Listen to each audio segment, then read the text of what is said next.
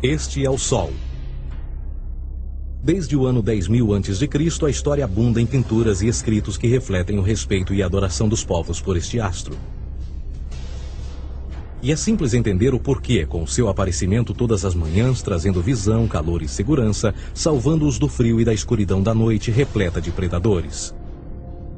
Sem ele, todas as culturas perceberam que não haveriam colheitas nem vida no planeta.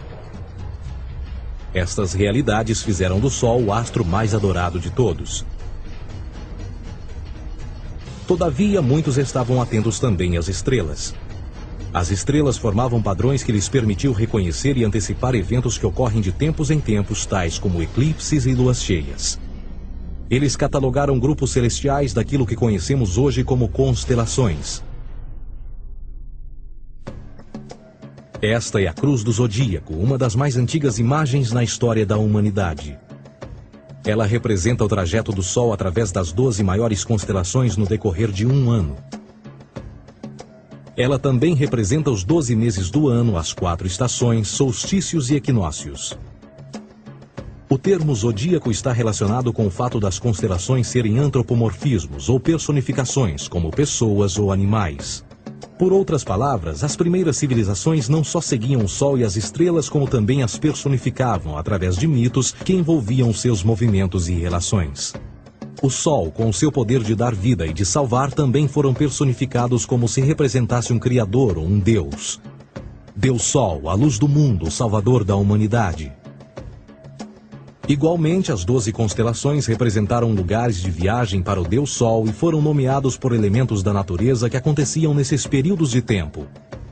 Por exemplo, Aquários, o portador da água que traz as chuvas da primavera. Este é Horus. Ele é o Deus Sol do Egito de 3.000 a.C. Ele é o Sol antropomorfizado e a sua vida é uma série de mitos alegóricos que envolvem o movimento do Sol no céu. Dos antigos hieróglifos egípcios conheceu-se muito sobre esse Messias solar. Por exemplo, Horus, sendo o Sol, tinha como inimigo o Deus Sete, que era a personificação das trevas ou da noite. E metaforicamente falando, todas as manhãs Horus ganhava a batalha contra Sete. E no fim da tarde, Sete conquistava Horus e o enviava para o mundo das trevas. Será importante frisar que trevas versus luz ou bem versus mal tem sido uma dualidade mitológica onipresente que ainda hoje é usada em muitos níveis. No geral, a história de Horus é a seguinte. Horus nasceu em 25 de dezembro da Virgem Isis Mary. O seu nascimento foi acompanhado por uma estrela no oeste, que por sua vez foi seguida por 3 reis em busca do Salvador recém-nascido. Aos 12 anos era uma criança prodígio nos ensinamentos, e aos 30 anos ele foi batizado por uma figura conhecida por Anup, e assim começou o seu ministério. Horus teve 12 discípulos e viajou com eles, fazendo milagres tais como curar os enfermos e andar sobre as águas. Horus também era conhecido por vários nomes como a Verdade, a Luz, o Filho Adorado de Deus, o Bom Pastor, Cordeiro de Deus, entre muitos outros. Depois de ter sido traído por Tifão, Horus foi crucificado, enterrado por 3 dias e então ressuscitou. Estes atributos de Horus, originais ou não, parecem influenciar várias culturas mundiais e muitos outros deuses encontrados com a mesma estrutura mitológica. Atis da Firígia nasceu da Virgem Nana em 25 de dezembro. Crucificado, foi posto na tumba e 3 dias depois ressuscitou.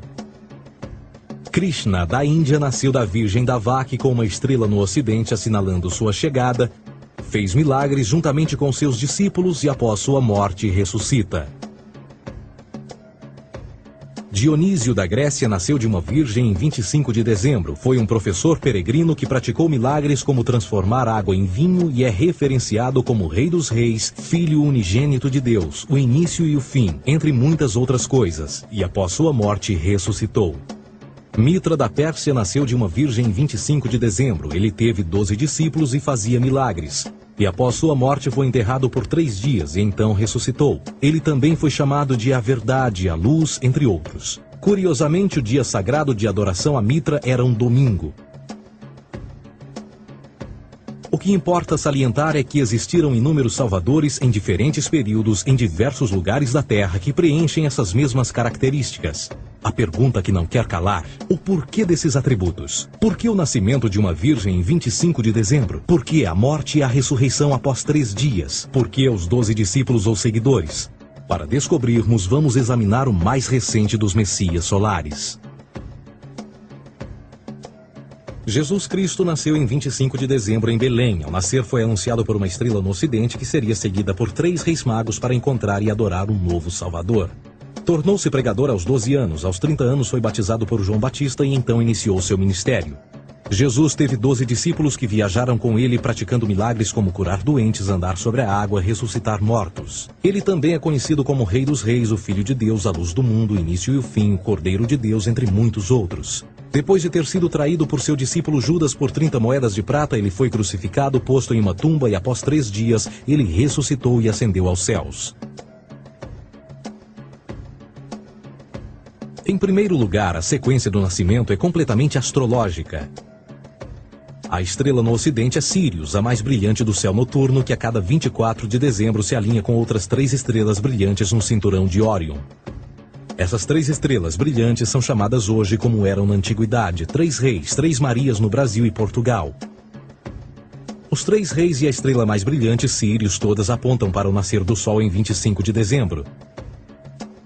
Esta é a razão pela qual os 3 reis seguem a estrela a oeste em uma ordem que apontam ao amanhecer. O nascimento do Sol.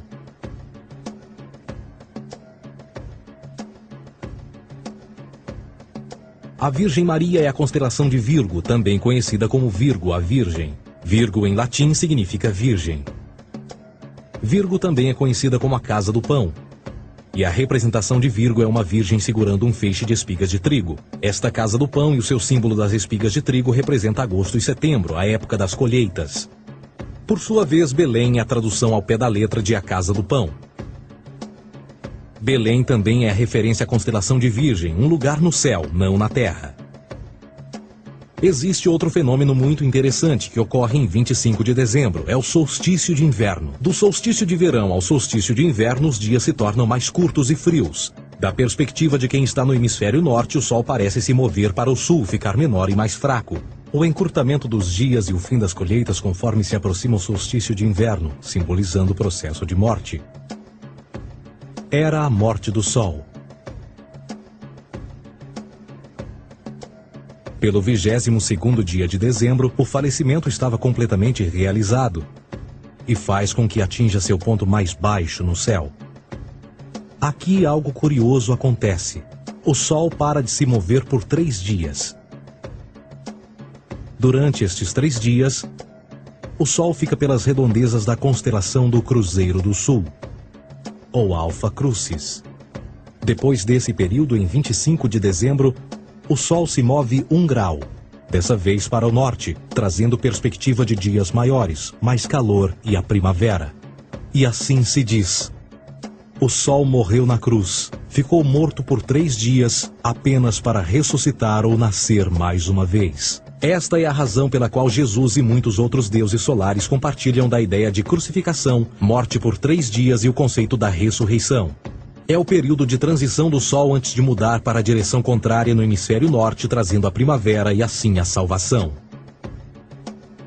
Todavia, eles não celebram a ressurreição do Sol até o equinócio da primavera, ou Páscoa. Isto é porque no equinócio da primavera o Sol domina oficialmente o mal, as trevas, assim como o período diurno se torna maior que o noturno. E o revitalizar da vida na primavera emerge. Agora, provavelmente, a analogia mais óbvia de todas neste simbolismo astrológico são os 12 discípulos de Jesus. Eles são simplesmente as 12 constelações do zodíaco com que Jesus, sendo o Sol, viaja. De fato, o número 12 está sempre presente ao longo da Bíblia.